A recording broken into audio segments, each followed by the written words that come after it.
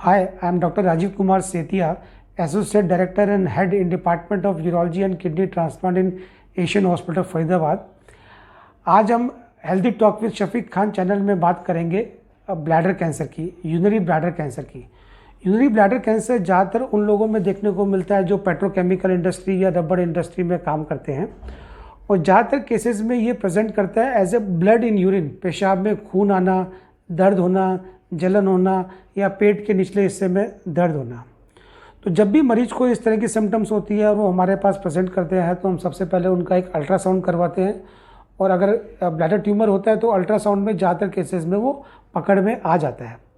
एक बार ये मालूम पड़ जाए कि ब्लैडर के ट्यूमर है, पेशाब की थैली में गांठ है, तो उसका सबसे पहला जो नेक्स्ट स्टेप है वो है TURBT, मतलब दूरबीन से पेशाब की थैली में जाके वो ट्यूमर को निकाल देते हैं और उस ट्यूमर को फिर बायोप्सी के लिए भेजते हैं, जिससे हमें मालूम पड़ता है कि वो ट्यूमर है या नहीं है तो किस तरह का है। मुख्यतः इन ट्यूमर को हम दो हिस्सों में बांटते हैं, एक तो मसल इन्वेसिव, एक नॉन मसल इन्वेसिव। मतलब नॉन मसल इन्वेसिव का मतलब है कि ब्लैडर ट्यूमर पेशाब की थैली के सुपरफिशियल लेयर में है, अंदरूनी लेयर में है, और वो पेनिट्रेट करके डीपर लेयर में, मस्कुलर लेयर में नहीं गया है। अगर ये सुपरफिशियल लेयर में है तो आगे कोई बड़े ऑपरेशन की ज़रूरत नहीं होती, और बहुत कम केसेस में जिनमें high grade non muscle invasive cancer होता है तो इंट्रावसाइकल BCG थेरेपी देके उसको कंट्रोल किया जा सकता है। लेकिन अगर ये मसल इन्वेसिव ब्लैडर कैंसर है, मतलब ब्लैडर ट्यूमर डीपर लेयर में चला गया है, मस्कुलर लेयर में चला गया है, तो उसका फिर ट्रीटमेंट होता है radical cystectomy with urinary diversion. Radical cystectomy का मतलब है कि पेशाब की थैली को पूरा निकाल देते हैं और फिर यूरिन को डाइवर्ट कर देते हैं। ये यूरिनरी डाइवर्जन दो तरह का होता है। एक तो होता है आइलर कंड्यूट।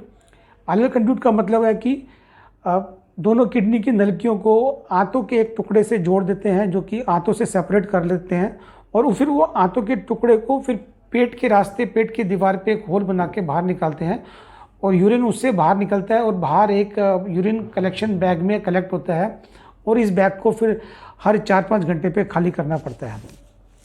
तो इसको बोलते हैं radical cystectomy with Euler conduit.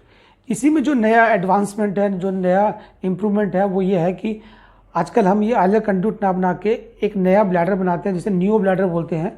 ये आंतों से एक टुकड़ा लेकर के ही बनाया जाता है, लेकिन ये पेट की दीवार पे ना खुल के ये नया ब्लैडर पेशाब के रास्ते में, जहाँ से पहले पेशाब आता था, यूरिथ्रा से जोड़ देते हैं इसको।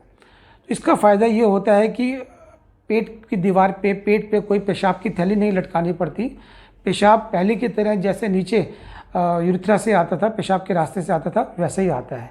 ये ऑपरेशन लेप्रोस्कोपिक भी किया जा सकता है, और इसके long term results Euler conduit जैसे ही है।